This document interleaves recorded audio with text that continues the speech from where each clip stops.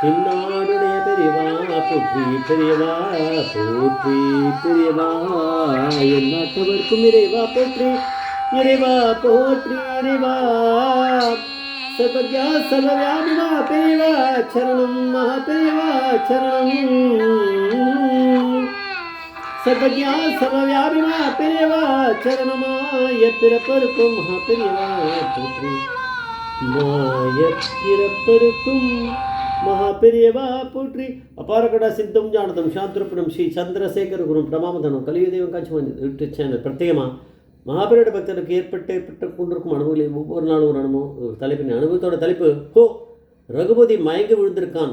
ஹோ ரகுபதி மயங்கி விழுந்திருக்கான். நான் 4th நவம்பர் 2014 அன்னைக்கு அப்லோடான ஒரு மகாபெரியா பக்தரோட வீடியோ அது. இந்த சேனல் இது வரைக்கும் சப்ஸ்கிரைப் பண்ணாலும் பண்ணுங்க. தனமே உங்களுக்கு பாக்கியமும் ஒன்று இருந்தால் இந்த சேனலில் பார்க்கக்கூடிய பாக்கியம் உங்களுக்கு கிடைக்கும். பெரியவா வந்து காவேரி பூம்பட்டினம் ஸ்ரீ மகாலிங்கம் மாமா அது அவரோட அப்பா ஸ்ரீ வைத்தியநாத ஐயர், அவருடைய அப்பா ரகுபதி ஐயர். ஸோ இந்த தாத்தாவோட தம்பி தான் ரகுபதி அப்படின்னு தெரிஞ்சுக்கலாம். இப்படி போயின்னு இருக்கு. மாலிங்க மாமா வந்து ஒரு சின்ன பையனாக இருக்குச்சே ஒரு நடந்த ஒரு இன்சிடெண்ட்டாக இருக்குது.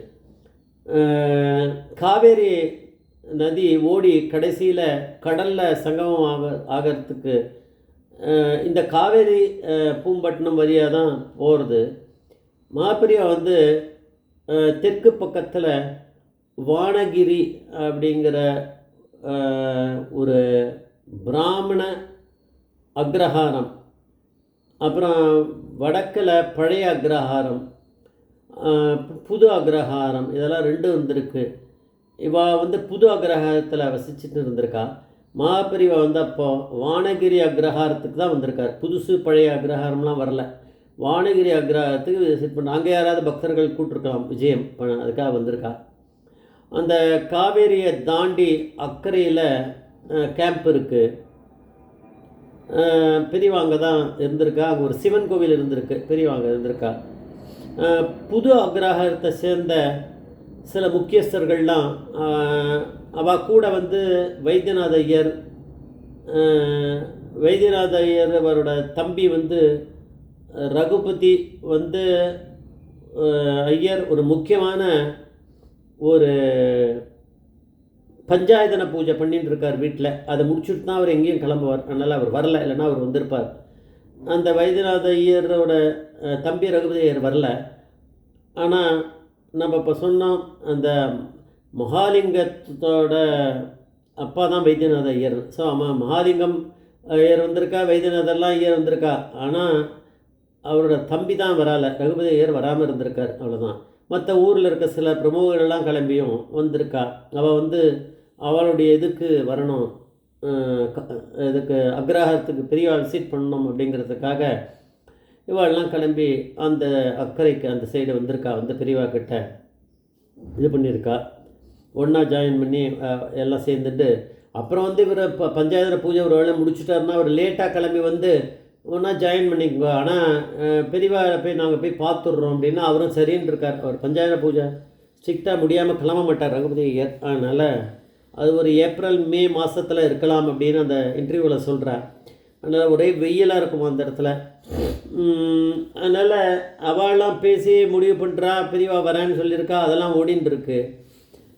பெரியவா வந்து அதுக்கு ஏதோ அவகிட்ட சம்பாஷணை நடந்துகிட்டே இருக்குது. இந்த ரகுபதி ஐயர் என்ன பண்ணுறாரு, இப்போது அவர் வீட்டில் பஞ்சாயத்தன பூஜை முடிச்சுட்டு சரி நம்மளும் போய் போகலாம் அப்படின்னு சொல்லிட்டு கிளம்பிட்டார். கிளம்பும்போது அந்த செருப்பை எங்கே விடுறது, ஏதாவது ஒரு இடத்துல விட்டால் அது வேறு நம்மளுக்கு இந்த இடத்துல விட்டோமா அங்கே விட்டோமான்னு தெரியும். அதனால் பக்தியாக இருக்குவாள் என்ன பண்ணுவாள், சரி அந்த மணலில் நடந்த பழக்கம்தான். அதனால் நடந்து போய் அப்படியே அங்கே இதாக பரிசில் மாதிரி ஏதாவது வரும், அந்த போட்டில் ஏறி அந்த பக்கம் அக்கறைக்கு போனால் அந்த சிவன் கோவிலில் பெரியவா இருப்பா, பெரியவா. இவாளாம் இந்த அக்ரஹாரத்துலேருந்து போனவா கூட சேர்ந்துட்டு இவரும் சேர்ந்துட்டு பெரியவாளை அழைக்கலாம், அதை தரிசனம் பண்ணலான்னு கிளம்பியிருக்கார். கிளம்பி அந்த மணலில் தான் கிளம்பி போயின்னு இருக்கார். மணலில் காலை வச்சு போகிறார். ஒரே கொதிக்கிறது. அவன் வந்து போயிட்டு இருக்கும்போது பெரியவா வந்து அவகிட்ட பேசிகிட்டே இருக்காளாம். ஊரை பற்றி பேசிகிட்டு இருக்கார், அக்ரஹாரத்தை பற்றி பேசிகிட்டு இருக்கார். அது பேசிகிட்டே இருக்கும்போது அது சம்பந்தம் இல்லாத மாதிரி மகாபெரிவா திடீர்னு, ஓ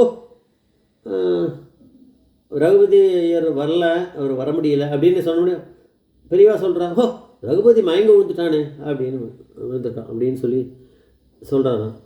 அவளுக்கு ஒன்றும் புரியலை.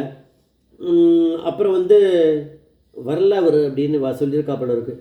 ரகுபதி மயங்க விழுந்துட்டானே அப்படின்னா அவளுக்கு நிஜமாகவே வந்து மயங்கி எங்கள் வீட்டில் விழுந்துட்டாரோ இல்லை ஏதோ ஆயிடுத்து அவருக்குன்னு பயந்துட்டா. சரின்னு சொல்லிட்டு அதுக்கப்புறம் வாழலாம் ஆளை உடனே அமுச்சு அந்த பரிசலில் போய் அந்த பக்கம் போய் என்ன ஆகுது என்னெல்லாம் பார்த்தா அதெல்லாம் அப்புறம் மேட்ரு பின்னாடி தெரிஞ்சிருக்கான். அந்த சின்ன பையனாக இருந்தவன் தான் இப்போ பெரியவராக இருந்து அவர் தான் இப்போ இன்டர்வியூ கொடுத்துட்டுருக்கார். அப்போ வந்து அதுக்கப்புறம் வந்து அவர் அங்கேயே மயங்கி அந்த மணல்லையே கீழே விழுந்துருக்கார் பாவம். அந்த ஹீட்டு தாங்க முடியல, அவருக்கு என்ன பிரச்சனைன்னு தெரில. அதுக்கப்புறம் அவரை எடுத்துன்னு போய் ஆசுவாசப்படுத்தி அவருக்கு டாக்டர்கிட்ட அதை கூட்டின்னு போய் ஃபஸ்ட் எய்ட் கொடுத்தாலன்னு தெரியாது, ஒன்றும் ஆகலை. ஆனால் பெரியவா மயங்க விழுந்துட்டான்னு சொன்னது பெரியவா அப்படிங்கிற பரமேஸ்வரனுக்கு தெரியாமல் ஒன்றுமே நடக்காது அப்படின்னு சொல்லி மெடிக்கல் இதெல்லாம் எய்ட்லாம் இதை கொடுத்து அப்புறம் அவருக்கு ஒன்றும் ஆகலை, சரியாயிட்டார் அப்படின்றத இப்போ அந்த இன்டர்வியூவில் அந்த 10 வயசு இருக்கக்கூடியவர் வந்து அவர் தான் இப்போ சொல்கிறார்.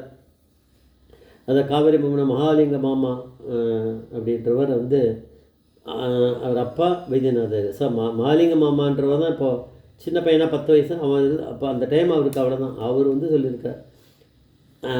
அந்த இதை தான் இந்த நம்ம இப்போ இன்சிடெண்ட்டை தான் இப்போ பார்த்துருக்கோம். இப்போ பெரியவா வந்து பெரியவா அப்படிங்கிற பரமேஸ்வரனுக்கு தெரியாமல் எதுவுமே நடக்காது, எல்லாரையும் வாட்ச் பண்ணிகிட்டு இருக்கார் அப்படிங்கிறத காப்பாற்றிட்டும் இருக்கார் அப்படின்னு நம்ம தெரிஞ்சுக்கலாம். ஜெய் ஜெய்சங்கர் மகாபெரிய பாதேஸ்வரம்.